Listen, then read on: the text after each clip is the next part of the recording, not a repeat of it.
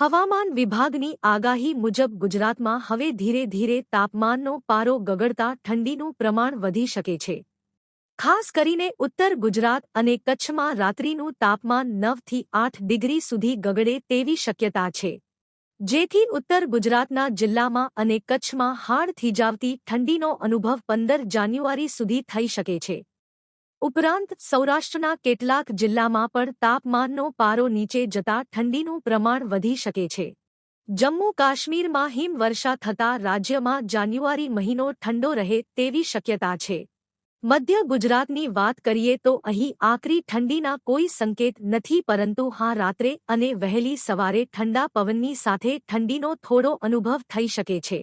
છેલ્લા કેટલાક દિવસોમાં નવા વર્ષની શરૂઆતથી વેસ્ટર્ન ડિસ્ટર્બન્સના કારણે ગુજરાતના હવામાનમાં નોંધપાત્ર ફેરફાર થયા છે.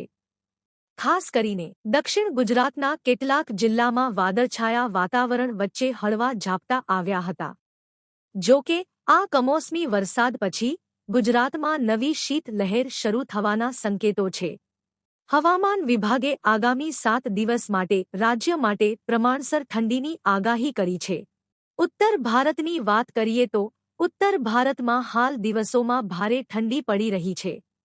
પર્વતીય વિસ્તારોમાં હિમવર્ષા અને વરસાદને કારણે મેદાની વિસ્તારોમાં લોકોની મુશ્કેલીઓ વધી ગઈ છે.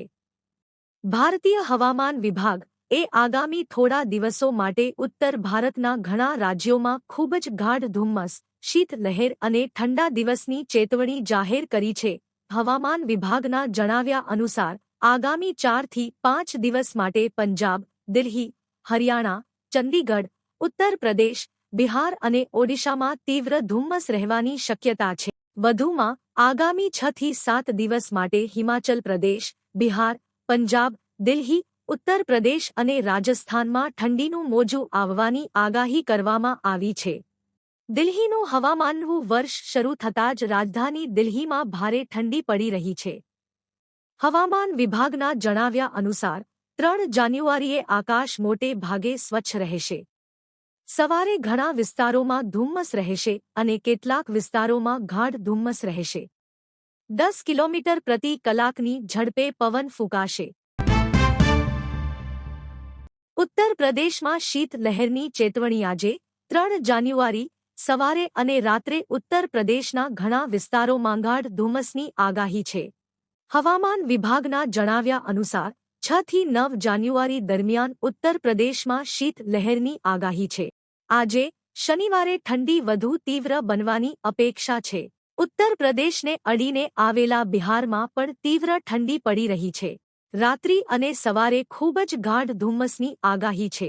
4 અને 5 જાન્યુઆરીએ બિહાર માટે ઠંડા દિવસની ચેતવણી જાહેર કરવામાં આવી છે.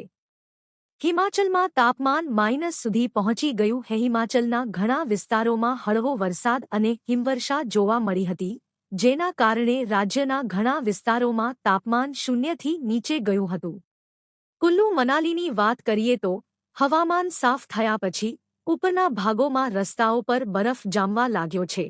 આ કારણે વહીવટીતંત્રે રોહતાંગ પાસને વાહનોની અવરજવર માટે બંધ કરી દીધો છે. લપસણા રસ્તાઓને કારણે રોહતાંગ પાસ તરફ જતા વાહનોને ગુલાબા ખાતે રોકવામાં આવશે.